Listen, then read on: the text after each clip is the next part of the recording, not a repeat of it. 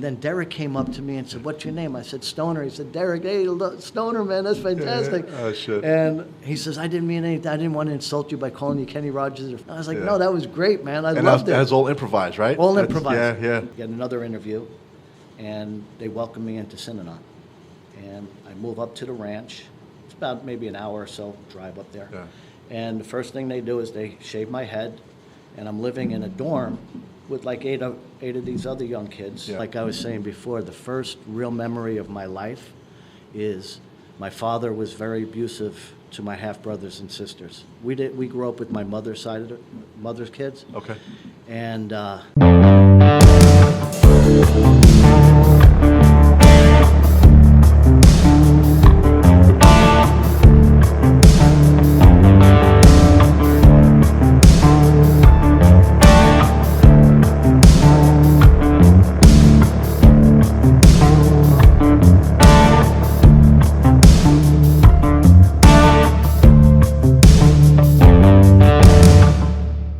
Okay, I'm Mike Cruz. We're in the Beyond the Burrows podcast studio, and today we got a special guest, Stoner. nice to meet you, Cruz. Back on set. Back on set. So Stoner has a very interesting story. Stoner's a son, he's a father, he's an actor, he's a brother, and he's a former member of Synanon, the association out in California.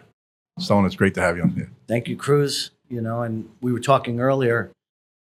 I believe in life and these chance relations that you meet people, chance relationships. I met my wife on a street corner at 5 o'clock in the morning. We're married 34 years now. I met you a few weeks back on a set, and now we're doing a podcast together. Yeah. And all the people that I've met in my life is a chance relationship. Yeah. And that's the way I've been living it. It's been amazing. Good stuff, man. So when we met on set, we just started bullshitting. Yeah. You kind of gravitate towards certain people on set. You kind of know who you want to be around and who you don't want to be around. The energy shit we were talking about, good energy, bad energy, bullshit, far away. So as we started talking, you told me about your story and how you were a member of Synanon. Yes. And I remember as a kid reading about it and seeing about it. And I remember, like you said, commercials on TV, the buses in New York City with it on there. And as we started talking more and more, as we did this podcast, I said, I got another great guy to bring on. What a great story. Thank you. The other two you saw, we had great stories, and be like, you know what? Yeah. We all talked here, and we said, this is the third one, man. We have to bring him on. I'm honored. And we're honored to have you here, man. Thank you. And you know what? And the way you did your life and the way it turned, it's fucking it's a fucking movie. you have a movie, maybe, man. Maybe you have a movie. Maybe it's a fucking jump start right to the fucking movie. So my father was married. His name was Stoner. Okay. So my father was married and had 5 kids. My mother was married to a guy named O'Hara and had 5 kids. Okay. Then these two people meet and have my brother and I. So they were both married previously? Previously. Okay. And for whatever reason, these two people decided to have my brother and I. But my mom was an alcoholic. He was an alcoholic. Crazy people. Yeah. It only lasted a few years. Yeah. And like I was saying before, the first real memory of my life is my father was very abusive to my half brothers and sisters. We grew up with my mother's side of mother's kids. Okay. And so he beat her up a couple times, put her in the hospital.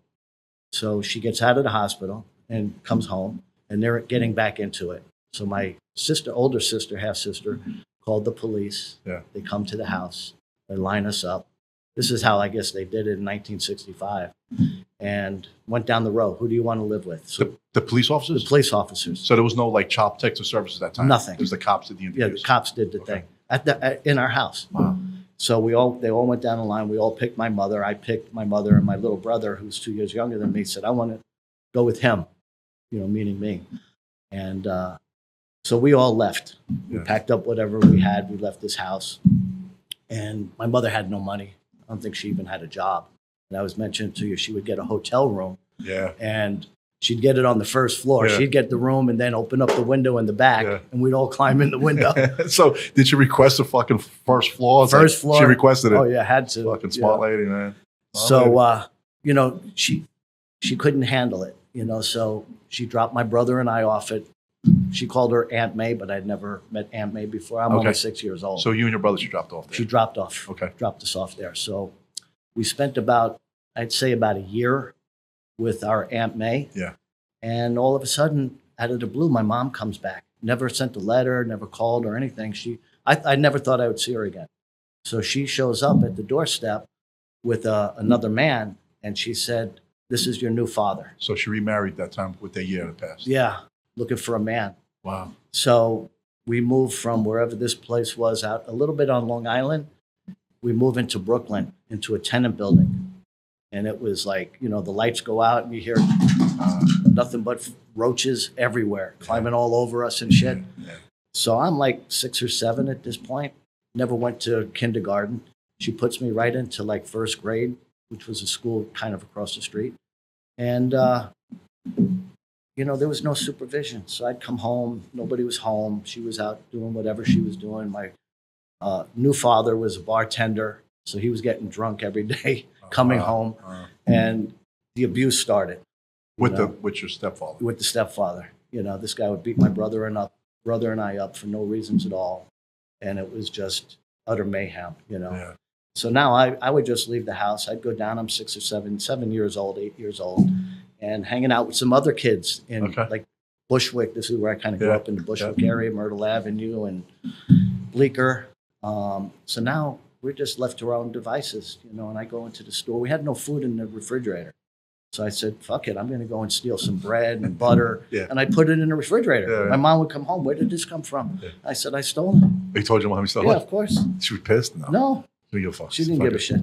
Okay. So I started stealing candy now. I'm like, if I could get bread and butter, I'm going to start stealing candy. Something for you. Fuck this. Exactly. Yeah. So we kind of spent time in that tenant building for about 6 or 7 months. Then moved us. I didn't do very well in school. She thought maybe Catholic school would be a good fit for us. How'd that go? No, this was crazy. Very strict, And again, I'm going home, getting my ass kicked. My mother's kicking my ass. She's getting drunk, The fucking nuns are kicking your ass with the fucking ruler? Yeah. Is that true? Is that what really happened? Let me tell you something. Because I only had a few words in my vocabulary. I couldn't read or write. I'm like 7, 8 years old. I didn't know ABCs or anything like that. So I'd go into the classroom. And I was always kind of starting trouble. Yeah. And they would the nun would put a dunce cap on my head. Get the fuck out of here. And put me in the corner. So that shit that I see on TV with the fucking cartoons actually happened back in those days. So a dunce cap, a little 8-year-old kid who doesn't know anything about life. They don't know what's going on in my life. Yeah.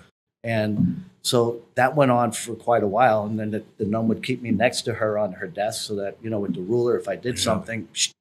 So one morning, she steps out. And all the other kids were always making fun of me because I was different and always getting in trouble.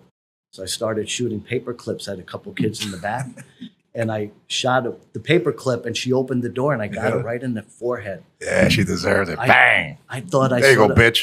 But, but she looked like the devil, man. She came at me, grabbed me by my neck, dragged me down the hallway. I was literally pissing in my pants. I was so fucking scared. Brings me into the principal, who is a nun, and the teacher leaves. And she says to me, I want to give you a spanking. Take your pants down.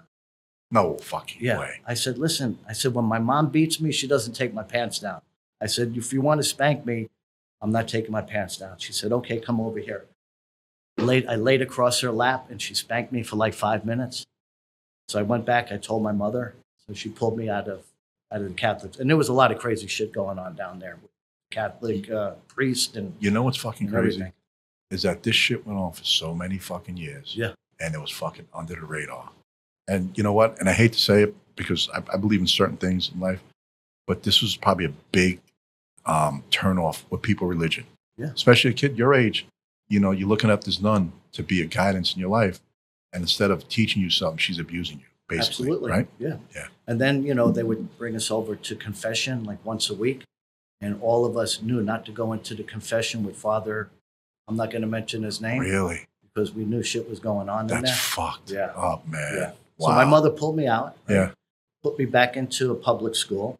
So I'm like 9 or 10 at this point. So I'm like in 4th grade. And I just would come home and there's nobody there to help me like figure out how to study or anything like that. So I failed every subject, never passed anything. Yeah. And now I'm in like 5th grade and fighting all the time and blah, blah, blah. And it came to a point where never passed one subject. and they wanted to graduate. I was going to graduate into like junior high school. Wow. And they just wanted to get me out of school at this point. Yeah. And I tell my mother in the morning, hey, I'm graduating today. And she's like, how could you graduate? You never passed the subject. Yeah. And I said, I think they just want me out of the fucking school, Yeah. So she's like, okay, I'm going to take off. I'll come up and see this thing. And all the kids were singing, We Are the World, and all this stuff. I wasn't allowed to be a part of that. They put me in the back and said, you stay in the back. You're going to graduate, but you're not graduating with any of the other kids and singing the songs and being, in harmony and having a good time and shit. So I graduated into junior high school, which was over in Middle Village, junior high school 73. And this was at the time period when they were busing in, black people. Yeah. We were like never integrated. I grew up in a very prejudiced area. Yeah. The whites, the Polish, the blacks, the Puerto Rican, everybody were like their own little areas. Yeah. This is where the gang started, And so I lasted about maybe 6 months in junior high school. And the reason why I got thrown out of junior high school was I walked into this science class and I sit down, and I hated the science teacher. He was just a real asshole. And as we're walking out of the room, I said to one of my friends, you see the fire extinguisher there? I said, I'm going to fucking squirt this thing.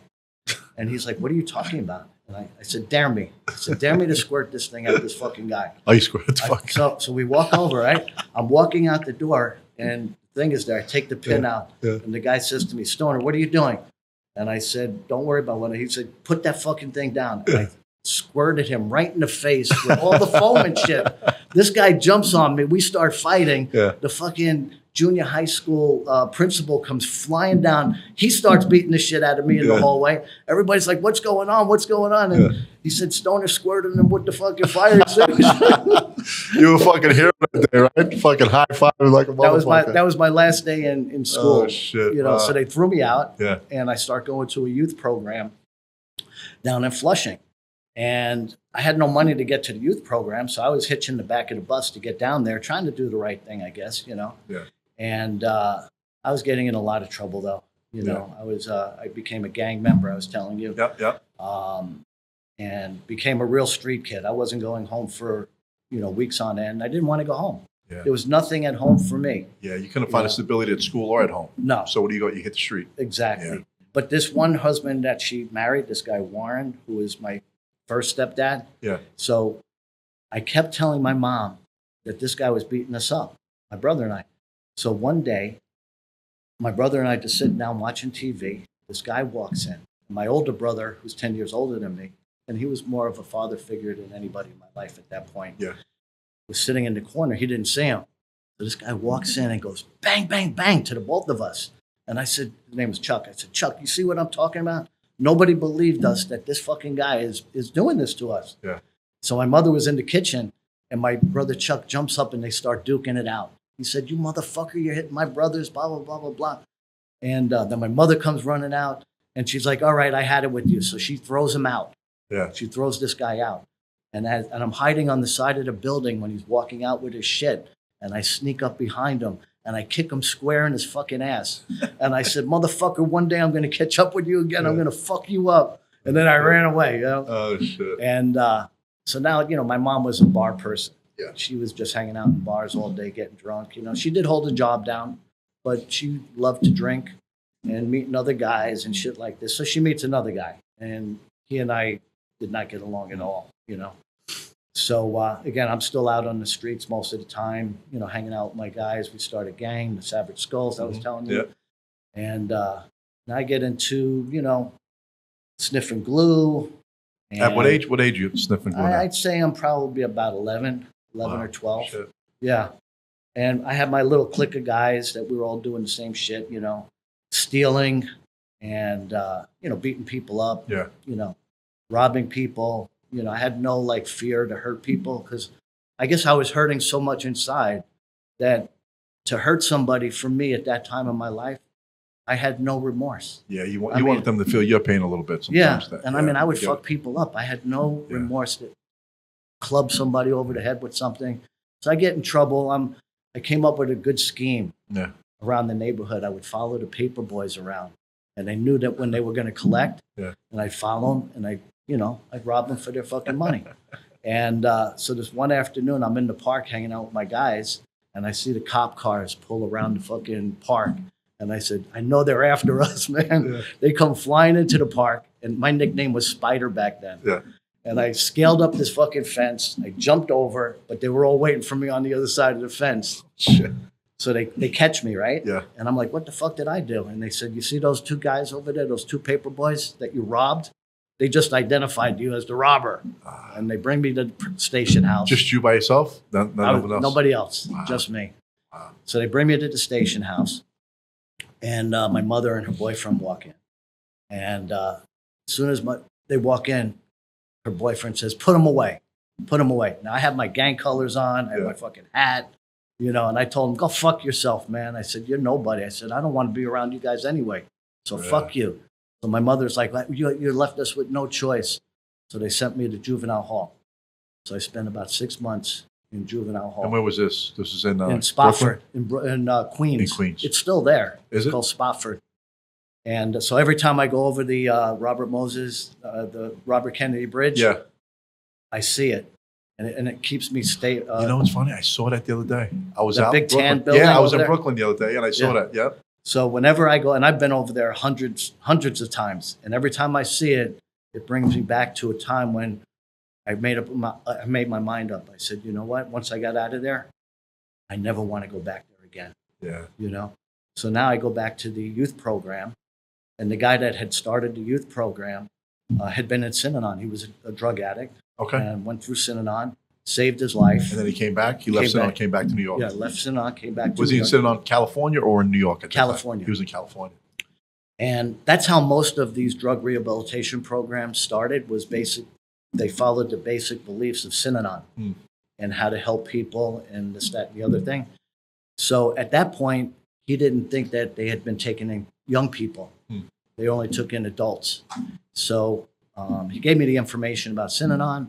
They had a satellite office in New York City, and I called them up, and I said, I need help. I don't want to go back home.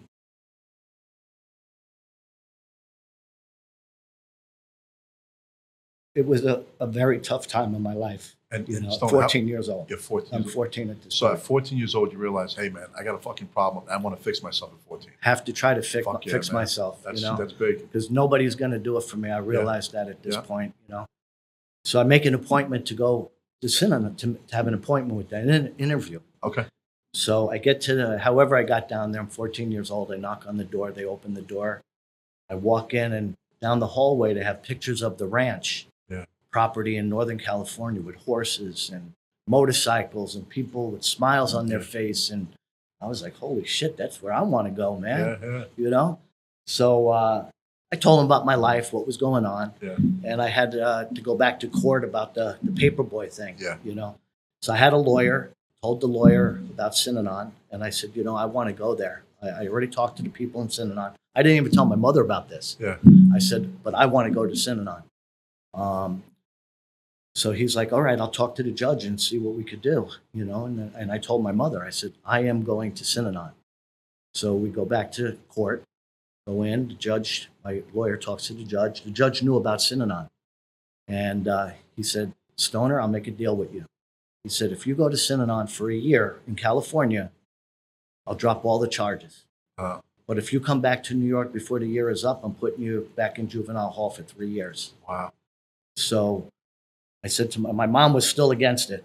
I said, listen, if you don't get me a ticket to California, I am going to walk. However the fuck I got to get out there, I'm going. So now question. So at this point, were there kids in They Synanon had yet? just, They just started the program with the kids. yeah, it was called the Punk Squad. The Punk Squad. Yeah. So now these kids were there.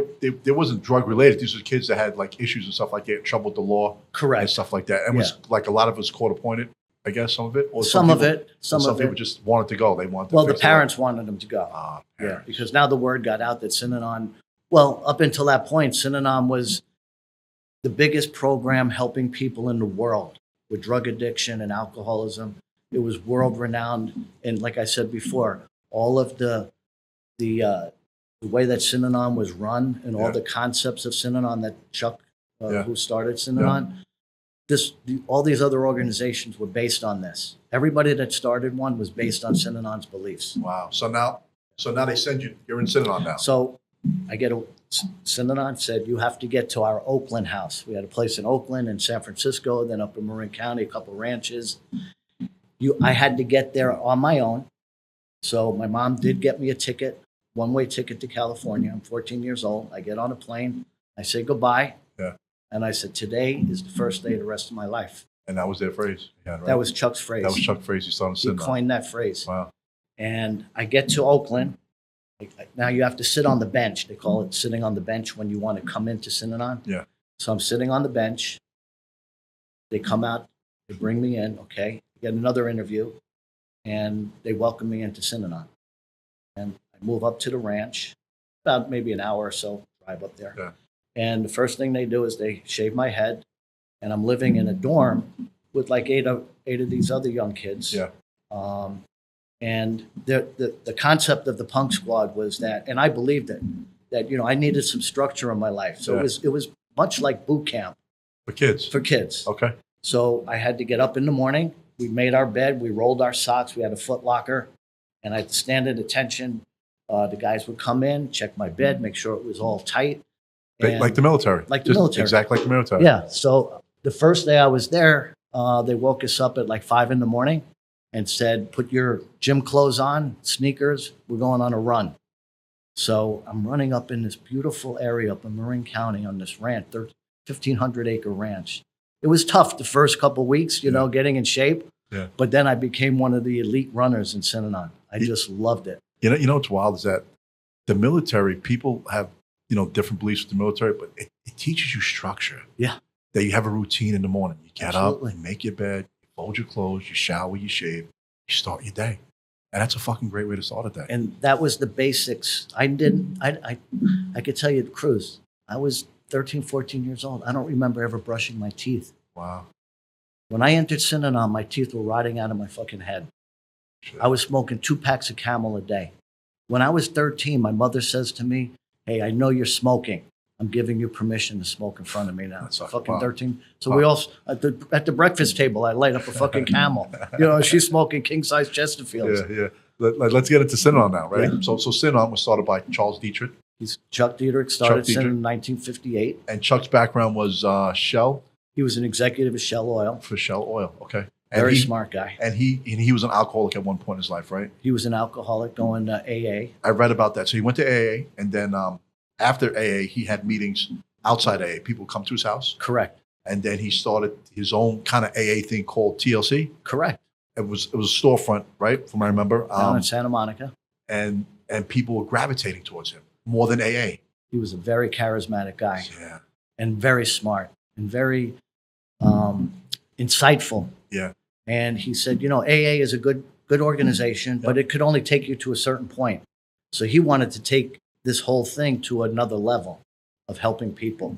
So he was taking in anybody at that time, mostly alcoholics and drug addicts. Yeah. And so this went on for, 6 or 7 months. It was called the TLC Club. And we were talking about how did Synanon's name come about. So one of the members who couldn't really speak very well, he was an ex-drug addict. Yeah. And he was late for what they called a symposium. So Yeah. he says, Chuck, I'm late for a Synanon. And Chuck said, what did you just say? He's like, I'm late for a Synanon. And Chuck wrote it down, Synanon. And that's how Synanon was born. And you know, it's wild. We just talked about this, where the internet knows God Almighty, everything's the truth. Yeah. That people are high on LSD and they came up with the name Synanon. That's Good, not how it exactly, happened. great. And it's a real fucking story. The guy mispronounced a word. Chuck wrote it down on a piece of paper, and that was the name. That was the name. And that's how it all started. So it Yeah. went from TLC to Synanon. Synanon. And so for when I arrived, the thing that changed my life about Synanon or in Synanon was what was called the game. Okay. So the game is a circle of people. We sit around. Now, a question now with the game, is it just certain age groups or everyone? No, everybody could be in a game with anybody. So the kids could be in there with the adults and all that Absolutely. stuff. Okay. So we had 3 rules. Yeah. no physical violence, no threat of physical violence, and pretty much that was it.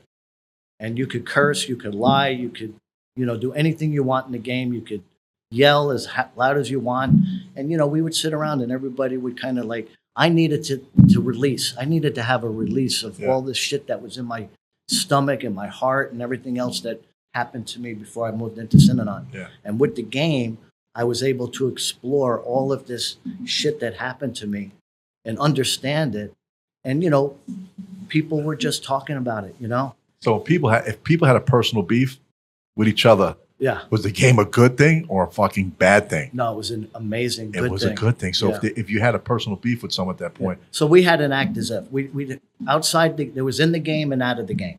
So when you were outside of the game, Yeah. you had to act as if everything was fantastic. You never cursed at anybody. You never, did any of that stuff. So if somebody did something to offend you, Yeah. you would say, "I want to be in a game with this guy."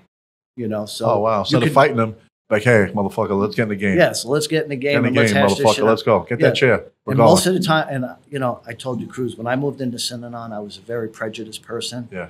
I grew up in a very prejudiced home. Yeah. And my first best friend in Synanon was a black guy. And at that point, I didn't see color anymore. Yeah. And Synanon was not a prejudiced place. Yeah. It was amazing, an amazing place when it came to that. But the game was the defining chapter of how Synanon continued to help people. Yeah. From the beginning, that's what Chuck did. The game was the game. And dope fiends would sit around and you get your ass reamed in the game. What the fuck, you shooting drugs up? Are you fucking out of your mind? How are you going to get your shit together? And we would go off on people. And then the guy would start talking about his shit and whatever. And it was amazing. So now you're in Synanon. Now the kids were separated from adults, right? So what was the age group where the kids stayed together and then they would just move on to adult living? So that's a good question. Here I am, 15 years old when I moved in. I spent about a year, but let me just backtrack a little bit. So the first 6 or 7 months I was in Synanon, and I'm meeting these amazing people. And I had never felt love in my life before I moved into Synanon. All of a sudden, I'm feeling love. Yeah. People are telling me they love me. And I'm not just saying, a passerby. Yeah. I'm talking about somebody adults that were like taking a real interest in my life and helping me understand how I could change my life. Yeah. And when you find love, the doors of life can open up. It's the strongest form out there is love. And that's what changed my life in Synanon. I at one point knew the names of 1,200 people. Wow. That's how close a community we were. Holy shit. Yeah. Wow. So after about a year, I demonstrated that I really wanted to be there and be a zealot. I became a zealot. What's a zealot? What is that? A fanatic. Okay.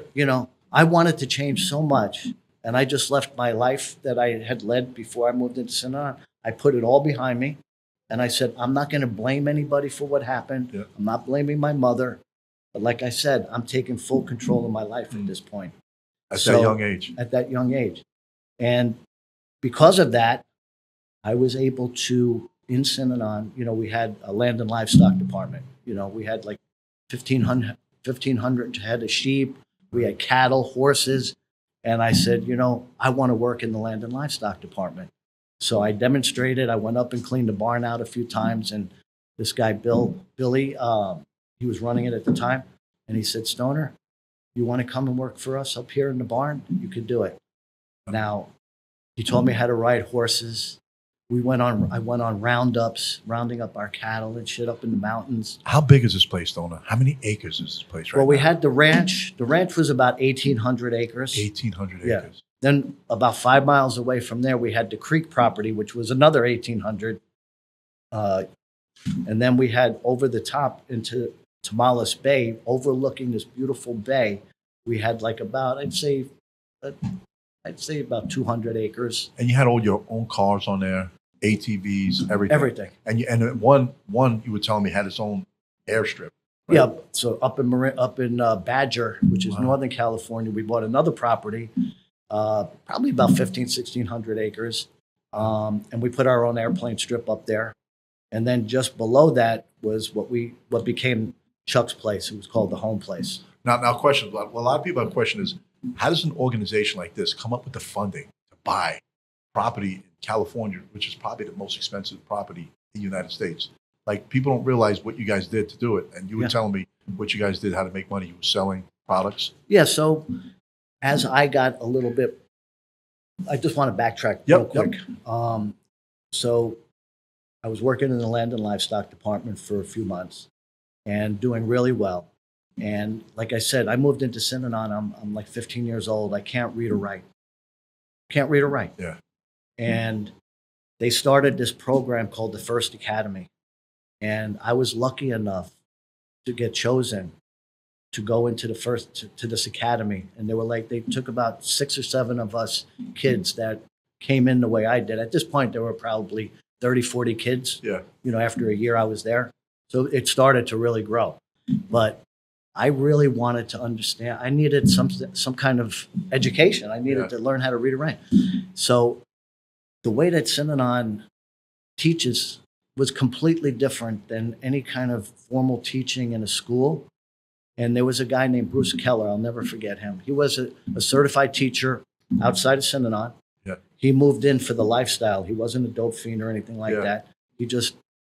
The organization started to become a lifestyle at that point. And that's what people don't seem to understand, that you had people from every walks of life going in. It was no longer just drug addicts, alcoholics. You had doctors, lawyers, because it became a lifestyle. Exactly. And people want to live that lifestyle. People wanted to live a drug-free life, doing aerobics and healthy and keeping your mind healthy. Yeah. So this guy, Bruce Keller, I'll never forget him. He was an amazing man. Within 7 or 8 months, I learned how to read and write. Man. Wow. And the biggest accomplishment I had in my life, when I was about 18 in Synanon, I became an EMT, emergency medical technician. And to have to take a test and learn the ventricles of the heart and the blood and what to do in emergency situations. And I studied for a good 3 or 4 months for this test. And when I passed that, I said, holy shit, I could do anything, man.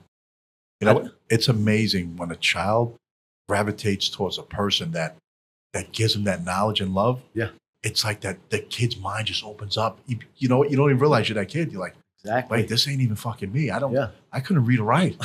Now this one guy invested in you and saw something, and in 8 months you could read and write. And then the EMT right after that. Yeah. That's fucking amazing. And that's amazing. That's Synanon. Those are the stories. Lots of those kinds of stories. Hundreds of those stories came about in Synanon. Yeah. Wow. So those are stories that you don't hear about with Synanon. That's why it was so key to have you on here. Thank you. Because I kept telling you, when I heard your story and you tell me things, and I kept, listen, there's one thing to read shit, and there's one thing to hear it from someone who lived it. It's completely two different worlds. Things. Yeah.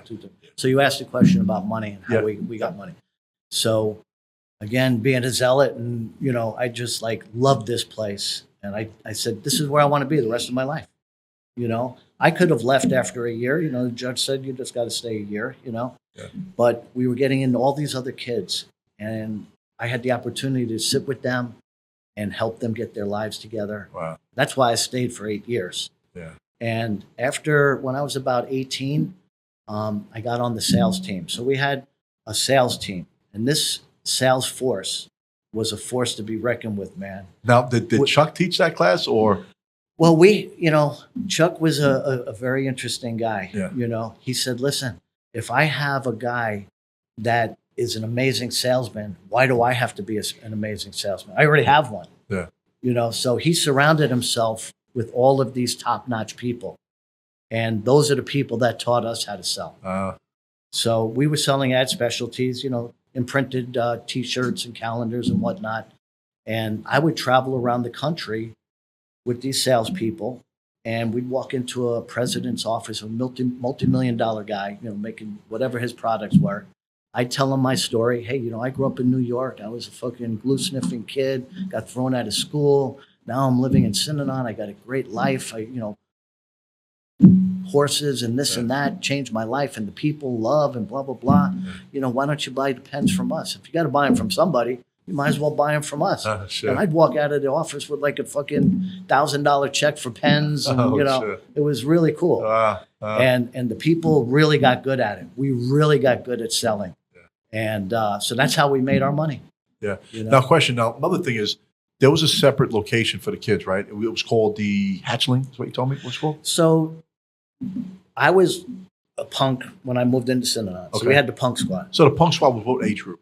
It was, like 15 and 15. 15 and up, Yeah, and then kind of. 15 under. They were in the hatch. Well, these were the kids that were like born in Synanon. Were the Hatchling ones? Yes. Right? Yeah. They were born The there. hatchery, we call Hatchery. it. Hatchery. Yeah, Okay. hatchery, yeah. Okay, they were born there. They were with their born there. parents. Okay. With their parents. Yep. But again, Chuck always made it clear Yep. that this is an experimental community, Correct. and we're going to try different things. Yep. Some things will work and some things won't work. Yep. So if you had a child in Synanon, that child was turned over to the community, Yeah. and we had an area that these kids grew up in together. Yeah. So there were probably 10 or 15 of them, Wow. Okay. and we had our own school, our own teachers. I wasn't involved with that because these were like the kids that were born there. So they had like a special treatment. Okay. But yeah, they weren't, you weren't going home to your mommy and daddy. You were growing up with these other kids that were born in Synanon Yeah. and developing that relationship. I'm not saying that they didn't see their parents, Yeah. but the parents didn't have any real direct contact with With them to help them, grow or whatever. Yeah. So the kids ate with the kids, and the adults ate with the adults. Basically. Yes. Okay. Yes. Now, question. Now, everyone had to shave their heads in on. Everyone. Yeah, so like 1975, Betty Chuck's wife was still alive. Yeah. And they wanted to make a demonstration that the women of Synanon were as equal to the men in Synanon. And they decided to, as a goof, Yeah. we're going to shave our heads. Oh. And all the women followed. Like Betty was the first one to shave her head. Yeah. JD, Chuck's daughter, Yeah, shaved shaved her her head. head. And then it just became a ripple effect, and all the women in Synanon just jumped on board and said, "Let's do it." And then they did it, and then all the men did it. So we just decided everybody in Synanon is going to shave their heads. Wow. Now, so when the adults lived, was it men only, or men and women lived in a certain house together? No, I mean if You you were lived married, together? yeah, if you were married. Well, what if you weren't married? You lived in the same house with married people, or No, pretty much the married people had their own room okay, together. okay, And, so we also had, we had the punk squad, and then we had, heck was the name? Where the adults, when they first come in, I'm losing train of thought of what that was called.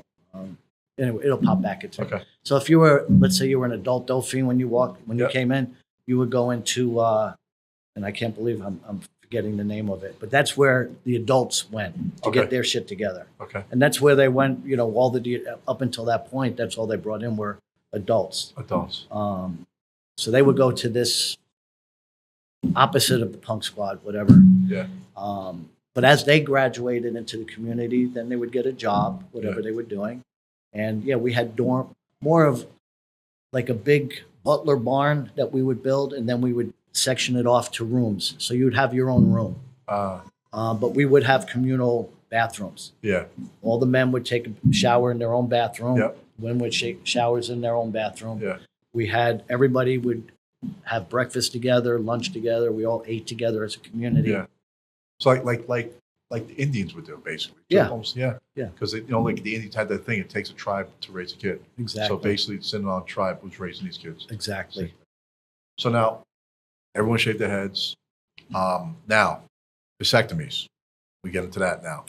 Was that something that was mandated for the men, or was it something that was optional for men at that point? Remember? So, again, being an experimental community, Chuck came up with this concept of childlessness, and he felt that if all the men in Synanon over 5 years got a vasectomy, and we focused our energies on taking care of the world's children and not having our own children, Yeah. it would be more of a connect. Okay. So we lost some men.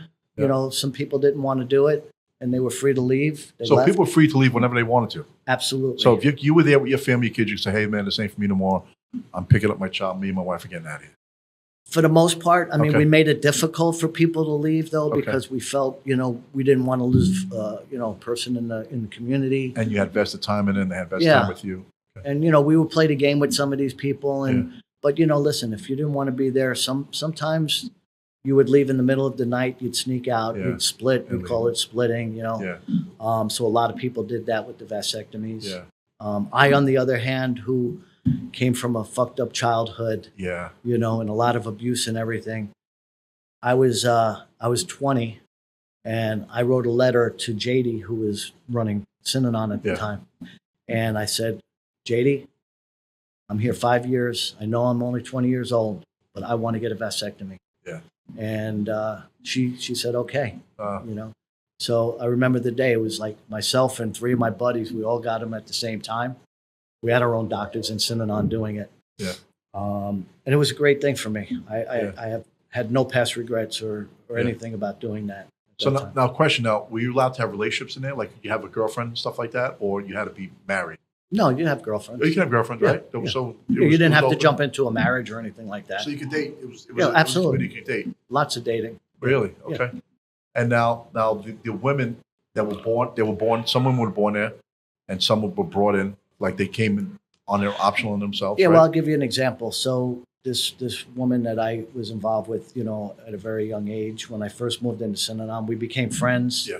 And I was very infatuated with her, and she became the first love of my life in Synanon Well, you guys weren't married, just girlfriend and boyfriend. at the time. Okay. We did become love matched later on. Okay. And So- what's love match? So everyone knows what that Okay, is. What's so- love match? What was that? Well, I know you've heard the term changing partners.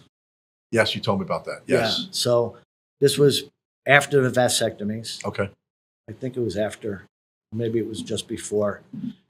It was definitely before the vasectomies. So Chuck's wife, Betty, who helped him start Synanon, it was an interracial couple. Okay. And back then, when in 1958, that was taboo. Yeah.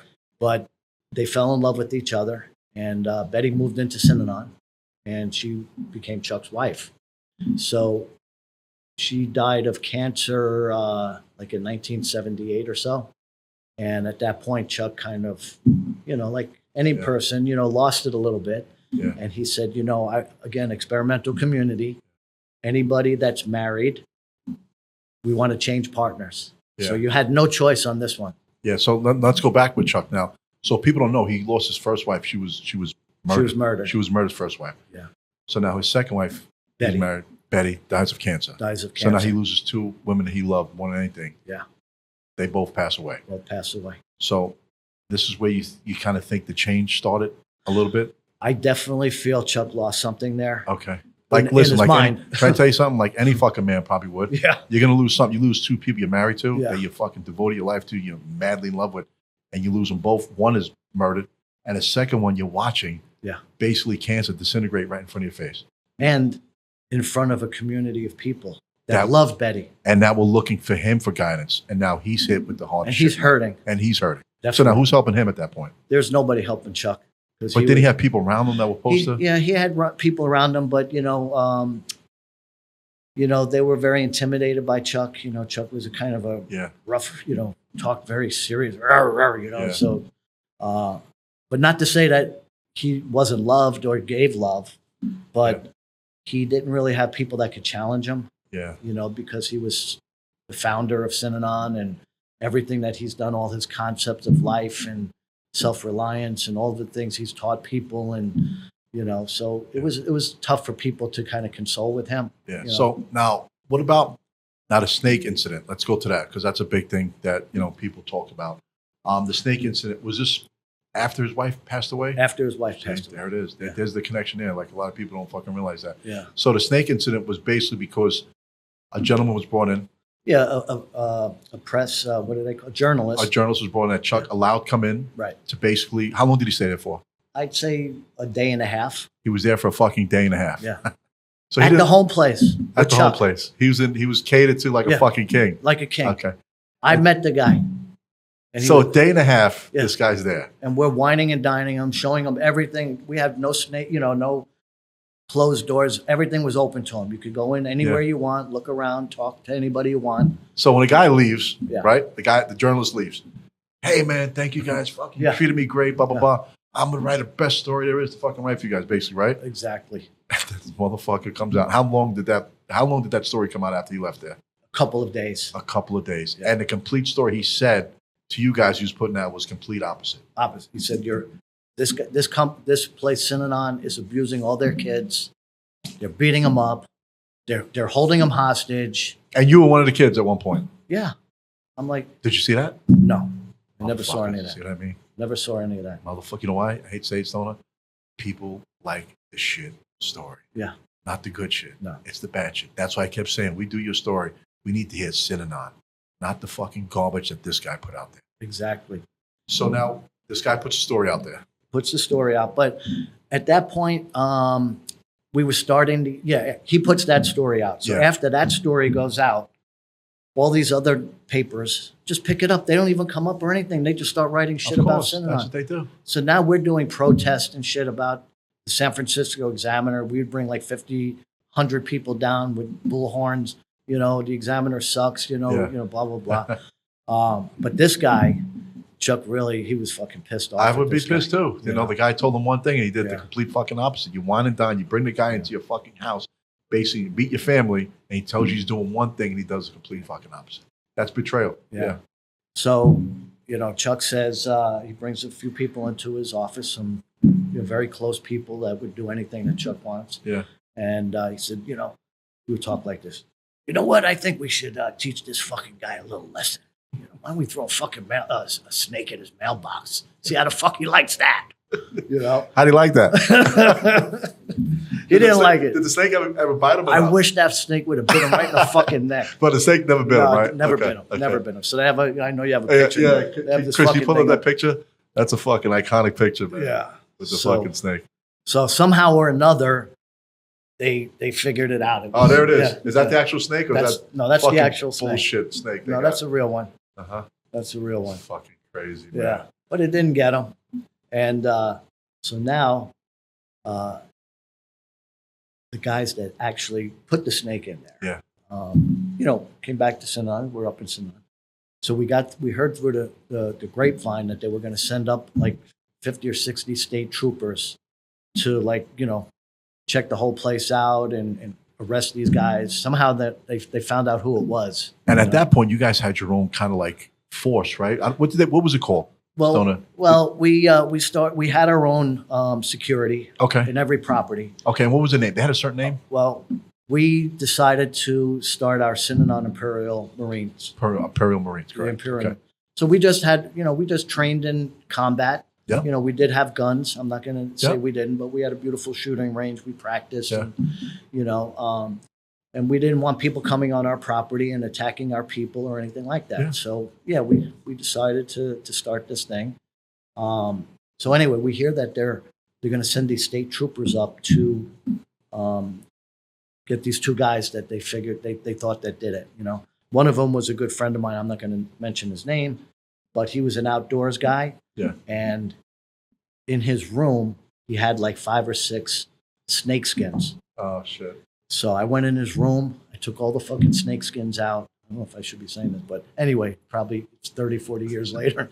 So I took all the snake skins out of there so they couldn't find any of his shit. Yeah. But they wound up arresting him anyway, these two guys.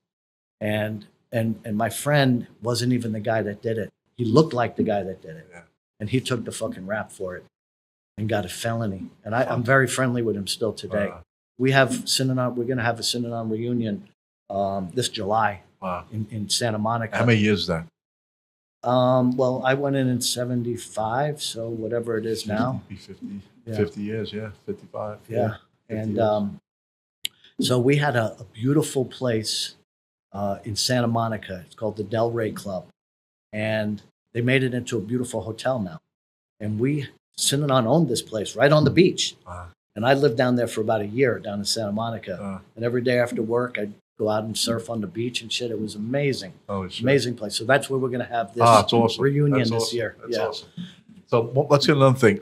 So now Chuck came up with a thing with every 3 years you were going to change partners. Change partners. So what was that about? So now you had people that were married sometimes like 30 fucking years that were there, right? Yeah. So now these people, were they forced to do it, or was it optional? If you want to do it, you do it. If not, you had the option. I guess. Unfortunately, this was not optional. It wasn't optional. So if you had a guy who was married for 30 years, you had to say goodbye to your wife. and she could possibly wind up with someone that this Best friends. best friends. Yeah, a lot of that happened. Oh, We wanted some. I was young at the time, yeah. so I was only like 19 or 20. So I wasn't involved with a marriage or anything. Yeah. But I saw these people, one couple in particular, that took me under their wing, that loved me, and I was heartbroken when these two people broke up. But they stayed in Synanon, and one guy got with another woman, and she got with a man. And everybody knows each other. Yeah. So some of the couples were like, okay, why don't we change partners together? You'll be with her and I'll be with her. Holy crap. Yeah. Holy Friends, fuck. best friends. Shit. We lost a lot of people at that point. That's a lot to fucking stomach. Yeah. We did lose a lot of people didn't want to do it. So a lot of couples left. Yeah. We might have lost probably half our population at that point with changing partners. So again, experimental community. Chuck, after losing Betty, decided, hey, you know what? Why these long ass relationships, with somebody? Why not have many relationships with people? It's funny. I told my wife when you told me it was 3 years. I said it's kind of like a fucking lease. Your lease is about 3 years. After 3 years, I want to get my fucking car back too. But I'm not saying my wife, but I'm just saying after 3 years, you want something new, man. And especially, I guess I thought it was a great concept. Yeah, listen. Hey, listen, if you're married for 3 years, and you got a new partner, and we all know each other. We all the women know me. So it was kind of an easy transition, maybe on some for some people.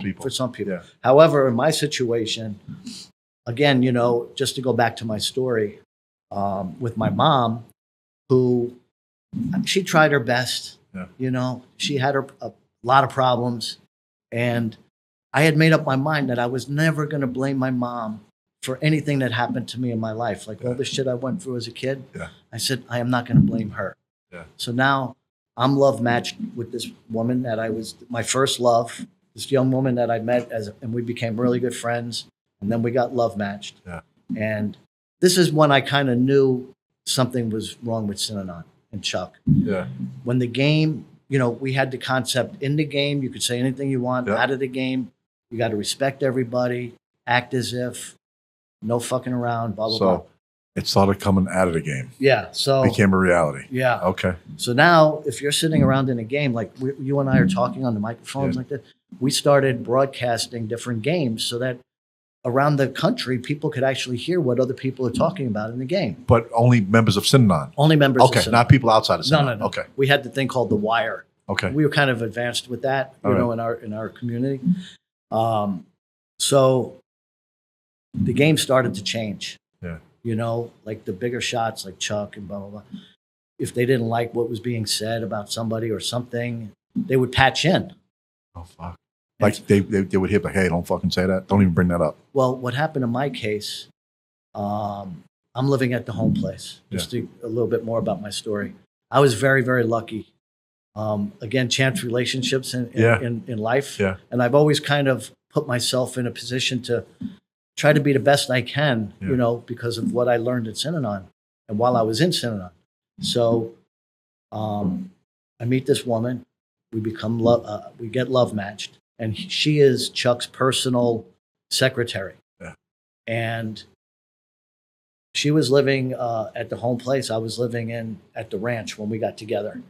And I asked the president of the AdGap group was the sales organization. I go in, this guy, Bob Salkin. I said, Bob, I'm dating this person, and she's working for Chuck, and I want to move up to the Strip to be closer to her. So this guy, and I owed this guy, Bob, and we're still very good friends. He said, Glenn, he said, don't worry about it. You're going to move to the Strip if you want to be around her. So I moved to the Strip. We wound up getting love matched. Yeah. I moved to the home place where Chuck lives. So I'm working for his daughter now, doing, we would host, the executives would come to the home place. And we would set up, my job was to set up motorcycle rides up in the mountains and host the executives' parties and this, that. But again, we started drinking. Chuck decided at the home place, he wanted to start drinking again. So it was like good in the beginning, but like any alcoholic, It's going to catch up with you again. Yeah. You know. That's why they stop drinking, because they know there's a problem. Yeah. And I noticed that some people have a problem with drinking, whether it's drugs, alcohol, whatever it is, and they go back to it, they become worse the second time than they were the first time. Yeah. Yeah, it brings out that fucking demon. It's sad to see. But we were having, like, when it first started, you know, we were having a great time. You know, we were just drinking beer and wine. It's a new world, yeah. Bringing it up to the home place, and we're fucking drinking, having a party. Then we would have these after parties, and we would have these nude soaks, you know. The what? Nude soaks. What the fuck is a nude soaks?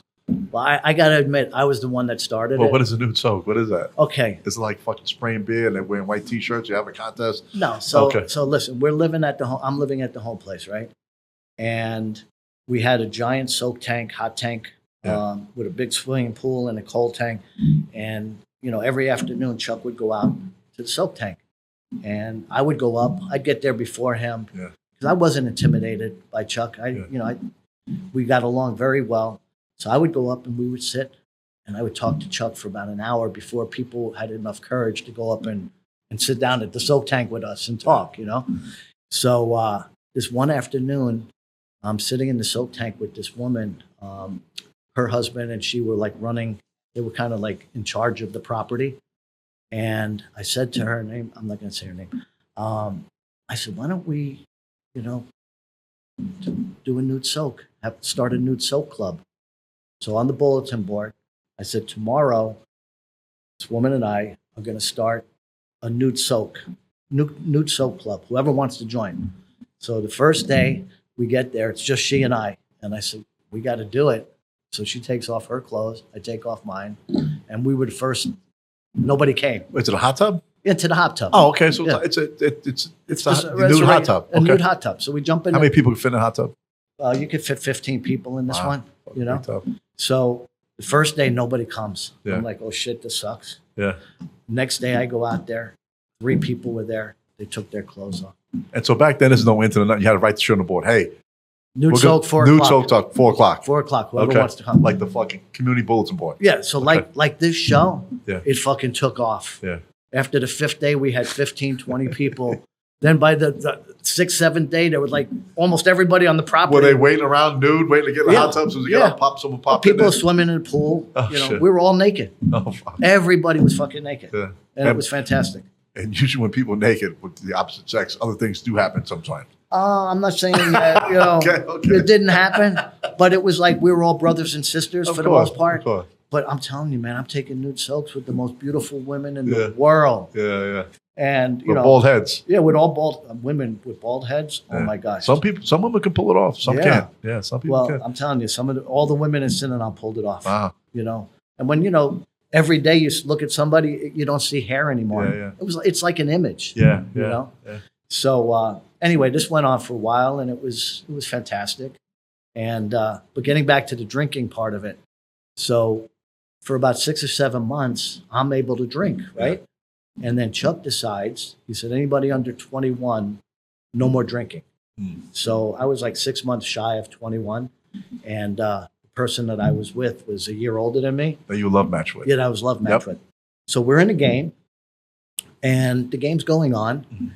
And I decided at the end of the game, I said to this person, I said, you know, I can't drink for 6 months and I want to ask you not to drink until I could start drinking. And I said, because, you know, we're at all the parties and everybody's dancing and grinding and, you know, fucking around and having a great time after they, you know, have a few drinks. And all of a sudden, I could hear the fucking thing open up and Chuck patches in. And you have headphones on or? No, he patches in through a loudspeaker. Oh, through a speaker. Okay. Yeah, through a speaker. And he's not allowed to have anything to do with Synanon at this point because of all the legal shit going on. And at that point, his daughter was the face of Synanon, basically. Her daughter was his daughter, JD. Okay. Yeah, and I was working for JD. For JD. Yeah, and she was in the game too, actually. But Chuck, his wife Ginny, who he married, Ginny was actually talking, but I could hear him, and he says, you know, tell that kid, you know, enough of this already, and the girl's name, what he says, the girl's name, who he, you know, she was working for. That's it. We want her to be with an executive, and you know, Stoner, he's out. You know, that's done. he fucking ends your relationship through the game. Ends my relationship. Motherfucker. All because I was talking, and this is what Synanon was based on. You talk about your feelings. I was just talking about my feelings, and this guy got bent out of shape that I was talking about drink. But this guy, what he's been through. He started to lose it. He was losing it. Yeah. And there was a guy in the game, like this guy that I told you was running the property, and his wife and I are the ones that started this. But this guy didn't like me. Yeah. He worked like for Chuck directly and doing all his setups and shit, but he was very jealous of me. So now at this point, are you living with this person? I was living with. You guys lived with each other. Okay. Yes, I said her name. We cut that out. Right. So I was living with her. Yeah. At what we call 48 stalls, and this was like we all had our own bedrooms. Yeah. My wife and my love match and I, Yeah. but we all had a communal shower, and this was. So you guys showered together. Men and women? Men and women showered. Oh, okay. But it was nice. I can imagine. I'm telling you, man. I can imagine. I'm like 19. I'm 20 years old at this point, and I'm waiting until 4 or 5 when I know that all the women are going to be in there, and these are the most beautiful women. I walk in and they're all showering, sudding up, and everything. I was like, this is paradise, man. When I was living before that thing happened with Chuck getting this thing breaking us up, it was like living in Camelot, man. Yeah. It was magic. Yeah. It was magical place. The smell of the Sierra Mountains, you could see them in the distance, living at the home place with the elites, So now, Stoner, so when he says, that's it, it's a wrap with a this wrap. relationship, it's a wrap right there? It's a wrap right there. That's it. The Get your game shit, ends. get the fuck out. Go pick up your shit. You're out, and she's going here, and you're going there. The game ends. Wow. This fucking guy comes up to me. And did you like this guy? No, I was right. So, God. well, when Chuck and Jenny patched out, this guy says to me, all right, this is over. I'm breaking you guys up and you're done. And you're going to be with this guy. This guy was an executive in the He was thing. older. He was older too, right? Oh, he was like fucking 20 years older than us. Wow. And his wife, they broke them up right there in the game too. Should have took his wife. I wanted to. I actually said I thought it was gonna be a direct switch swap. out, Yeah. a direct swap. Yeah. But after the game, this fucking guy hated me so much. He was so jealous of me. He's like, "You're out of here. Pack your shit. You're going over to the Strip. The other property up the road." Yeah. And I was like, "What are you talking about, man?" I said, "I was just talking about some feelings in the game, and I'm getting thrown the fuck out of the home place." I said, "This is insane." Now you kind of knew Synanon was changing with the Oh, I drinking. knew it. Yeah. And now this really said, holy fuck, now it's really taking a twist that I wasn't used to, right? And I'm there 8 years now. Wow. And I consider myself a Synanon priest, and I still do. Yeah. Because I hold the concepts of the Synanon philosophy, which I mentioned a little bit to you. Yep. It's posted online. People could read it. And the Synanon prayer, which is the way that I live my life and raise my children. And what's that prayer? It's, please let me first and always examine myself. Let me be honest and truthful. Let me seek and assume responsibility. Let me trust and have faith in myself and my fellow person. Let me love rather than be loved. Let me give rather than receive. And when my kids were born, that's what I would recite to them every single day when I'm putting them to bed. And I said, you guys are going to live your life like that. Yeah. And Chuck had a phrase. What was that phrase he had? The Synanon phrase. Today's the first day of the rest of your life. That's it. That's it. And I live that concept every single day. When I wake up in the morning, today is the first day of the rest of my life. And everything is possible. So now, with this breakup now, was this the sign of like, hey, you know what? Now with a wheel spinning, hey, maybe it's time for me to maybe leave, or maybe that put the wheels. That definitely put the wheels in motion. Yeah. Up until that point, I thought I was going to be there forever. I had no, thoughts of leaving or anything. Yeah. But I said to myself, if Chuck could do that to me, that's really fucked up. Because it was just a game. I'm just talking about some shit. And so the person that I was with said, should I come over to the Strip with you? And I said, no, this will blow over. Just stay. I'll be back in a couple of days. Let it blow over. I'll make a demonstration, whatever that is, for doing nothing, really. So that night, I pack up a suitcase and I move over to the Strip. And 3 or 4 days go by. I'm trying to call her up just to say what's going on. And she tells me now, with the concept of the 3-year love match, at the end of the love match, you now have a separation ceremony, is what we call it. So this person says to me, we're having a separation ceremony on Friday. And I was like, well, we never even got into another game or talked about it. And we love each other, everybody knows how much we love each other, blah, blah, blah. And she's like, no, it's over, So she comes over. We have, with the separation ceremony, again, you have your closest friends with you and everything. And I play her a song. I'm fucking crying. I mean, my heart was broken, man. Yeah. I mean, I loved this person. She was my first love. Yeah. And we went through so much together. We traveled around the country together. We were like, I mean, I love this person. I still love her. And we're still friends today. That's awesome. That's awesome. And so after I was over at the Strip, I decided that I'm going to put the wheels in motion. I'm not going to leave in the middle of the night. Yeah. I'm going to leave through the front door the way I came in. So you had an exit strategy set up. Yeah. Yeah. So I started in the game telling my friends, listen, in 3 months from now, I'm leaving. Because I didn't know where I was going to go, what I was going to do. I had no money. I mean, Synanon had they gave us like a couple $100 a month walk around money, but everything was taken care of. All the food, housing. If I needed a car, I just signed a car out. A motorcycle, I signed a motorcycle out. So I didn't need anything. Could you take these motorcycles and cars off the property and go you could? Yeah. Okay. I mean, I was a VIP in the organization. I could go anywhere I want. I mean, I would take a motorcycle ride from the home place. We had a place in Santa Monica. We had a place in Arizona. I'd ride my fucking motorcycle. That's cool. We didn't have any Harleys or anything. Yeah, we had like Gold Wings. Okay. So I had a Gold Wing 1200. You traveled? You got Arizona with and stuff like that? Yeah. Oh, nice. Oh, man. It's a nice trip. Me and 5 of my buddies would jump on bikes and fucking ride through the desert. Nice. Good oh stuff. My God. I probably have 600,000 or 700,000 miles under my belt. Good stuff, man. When I moved back to New York, I bought a rice burner. I bought a Yamaha 1100. Oh, did you? And I bought XS 1100. And my brother bought one. And one afternoon, we fly up to Adventureland upstate, or one of those places. Rye Playland? Yeah, not Rye, further up. Okay. Whatever it was. Yeah. So we ride our bikes up there. We're doing like 180 miles an hour on these fucking roads. And we get up there and we're driving these little go-karts going 50 miles an hour. I was like, dude, this is... We come up here for this? Yeah, for this. Yeah. Let's get back on our bikes. Yeah. But so anyway... People are gaming me, you're not going to leave Synanon. You can't leave. What do? You don't have no money to set. I said, listen, I'm going to do it, but I'm not going to run out the back door. But in that 3-month period, a lot of people, all my really good close friends and family, were just reaching out to me in Synanon. Synanon. Are they still there? Were they there still at that point, or they had left already? No, they're still there. They're still there. Okay. Yeah. And just reaching out and supporting me, and saying, whatever you need, we'll help you do this, blah, blah, blah.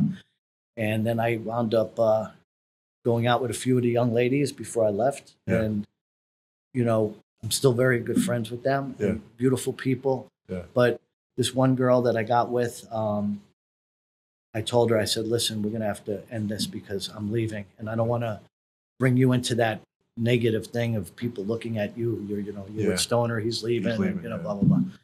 So now I talked to my mother, and she was living in Florida at the time with one of her husbands, and he had passed away. And I told my mom, I said, you know what, I'm thinking about leaving. I was going to go to LA, and I wanted to pursue my my dancing career.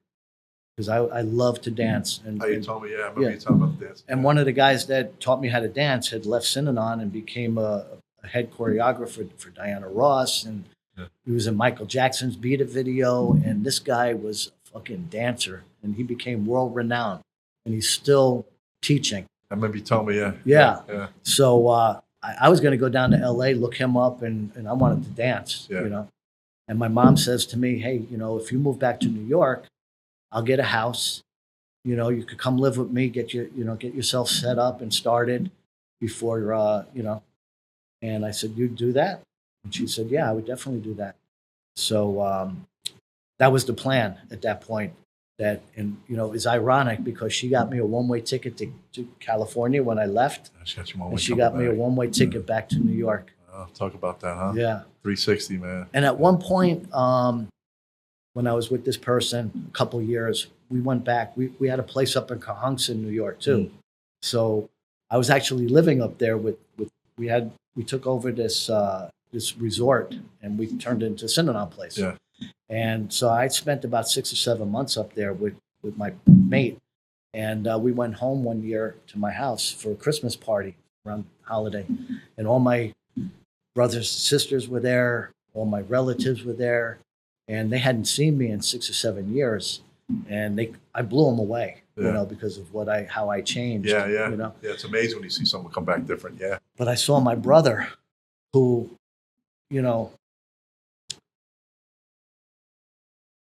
I said, no matter what, I'm going to take care of this guy. Yeah.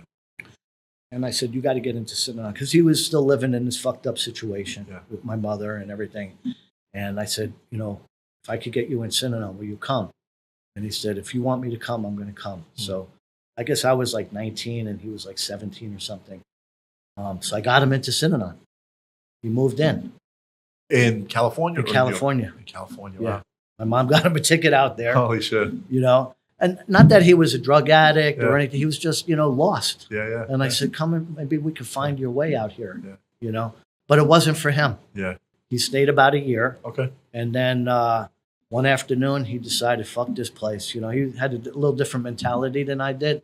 And he jumped over one of the walls and split. Okay. Didn't tell anybody he was leaving. He just said, fuck this place. I'm out of here. Did you catch any shit for that because it was your brother? So they called me into a game. Yeah. And they said, listen, we just want to let you know your brother split today. Will you live with your brother? No. No. He was in the same place now? No. He was actually in Oakland, and I was up at the home place. Okay. And I said, okay, I guess it wasn't for him.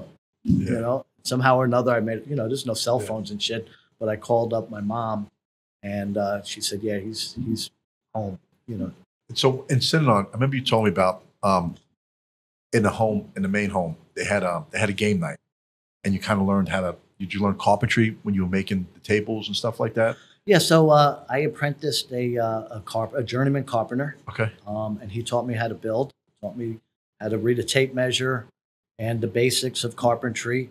And I really loved it. Yeah. And I, with that, I expanded, and I kind of started like a picture framing company within Synanon. Yeah. And doing a lot of just hands-on moldings and stuff like that. So now, and your business that you have now, yeah, is that a part of what you learned in Synanon? Everything that I do in my life, I learned at Synanon.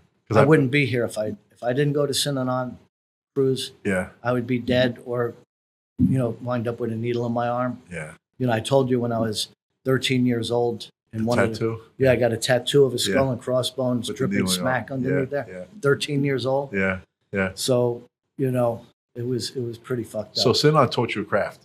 Taught me a trade. Taught you trade, and that trade is part of your life right now. Absolutely. It's your business. Yeah. And your partner in your business? Excuse me? Your partner in your business? My brother. Your fucking brother. Yeah. Wow, that's amazing, man. So this April, we'll have our business for 20 years. And what kind of business is that? So it's a specialty business. Okay. We do these movable walls that divide conference rooms, gym equipment that the kids shoot around on the backstops. We do the whole structure. We work with the architects, with the engineers, and design everything with them. And then when they build a school, we go in and actually install all of this equipment. Good shit. Yeah, and it's a niche business. Yeah. And there's not too much competition with it. Awesome. That's better. But our main competition was this company that I worked for 10 years. Really? And helped build them an empire. And then the guy that hired me was the owner's son-in-law. Yeah. And the brother-in-law, I'd never met him before. All of a sudden, this fucking guy shows up after 8 or 9 years. And I hired my brother to come work with us. Yeah. First day he's in the office, I walk in, and the guy that hired me, the president, he says, I can't work with this guy. I was like, what do you mean you can't work with your brother? His brother-in-law. Oh, his brother-in-law. He says, I'm resigning today. And we had a whole plan. We were dominating the market. We were on fire, this guy and I. And this fucking guy, he was a social maladroit. I walk into his office, and I sit down. He took over his brother-in-law's office. So I sit down, and I start talking to him. He's like, this, that, and the other thing. And I said, I'm really disappointed in the installation department. We got to really work on that. And he's like, what did you just say? And I said, I'm disappointed. He's like, don't ever say that to me again. I said, what are you talking about? And he got so bent out of shape that I used the word disappointed. And I said, do you realize who you're talking to? I said, I'm your top salesman here. And he's like, I don't care who you are, man. Do you see this sign? It said Bob Stiles on it, the owner of the company. And I said, power move. yeah. So I was like fucking pissed off. He said, you better get out of my office before I say something that I might regret. I get up, I slam the door. My brother, that was his first day. He was supposed to get a van and all this shit. Yeah. This guy said, no, he's not getting a van. Nothing. He stayed working. So I lasted about 2 or 3 years with this guy. Yeah. He was just a fucking prick. I hated him. Yeah. So I talked to my brother. He fires my brother out of the blue. Yeah. We get a facility out in Long Island. We're dominating. We have 5 different divisions. Our division's doing the best. But this guy hated us. And his right-hand man was from Boston, and the guy hated me. Wow. And he was just in his ear all the time, you know. So fires my brother. And I said, you know what? Fuck this. I was there for 10 years, man. I was making a lot of money. He owed me like 150 in commissions. And he's like, oh, I'll spread it over the course of a few years. I was like, what do you mean? You got paid all the money. I want my money. So I decided I'm going to be out of there. I stayed for about 2 weeks gathering some data and blah, blah, blah. And so he walks into the office. This was the day I knew I was resigning. And comes in. He's like, what's going on? I said, I just want to let you know that I'm resigning from the company today. And I'm not going to work for the competition. I'm going to be your competition. And I fucking snapped my briefcase and I walked out. Oh, shit. And I go against him every day. Really? And we kick his ass every day, man. Shit. There's nothing like a salesman scorned. Yeah. And let me tell you, with my training in Synanon, in sales, Yeah. you can't compete with us, man. Yeah. Can't compete You got to with drive. us. You have to fucking drive, man. Absolutely. You come from a background where you had to learn to drive, man. Yeah. Fucking, at that age where you started, 6, 7 years old, being on the street, learning to fucking survive on your own, those are the fucking best salesmen I've ever met in my life. Yeah, self-made. So when I left Synanon, I was 22 years old. Yep. I had about 50 cents in my pocket, and I had an outer view now. They have, because I stayed. I didn't just leave in the middle of the night. Yeah. Because of all the lawsuits we had going on with different papers and everything else. So I sit down, and you know who's in my outer view? This fucking guy that after the game said, "You're out of the home place," and I hated this motherfucker. Yeah. So he and his wife, the one that I started the fucking nude soap with, within this outer view. Yeah. So I had a little toolbox with like, a chisel and a fucking hammer. And I thought I'd bring that with me, right? And the guy says, what is that? And I said, that's some tools. And he's like, did you buy those with your own money? And I said, well, whatever money I had, I bought them. He's like, no, those are Synanon's tools. I'm not letting you bring them. I said, what? And I said this to this guy. His name was Walter. I said, Walter, if I ever fucking catch you in New York City, I'm going to fucking kick your ass up and down New York City until you can't walk anymore. Wouldn't let me bring my fucking tools. And then the woman was like, do you really want to keep, because they audio taped the outer view. Yeah. And she's like, do you really want to keep that on there? I said, absolutely want to keep that on there. Oh, shit.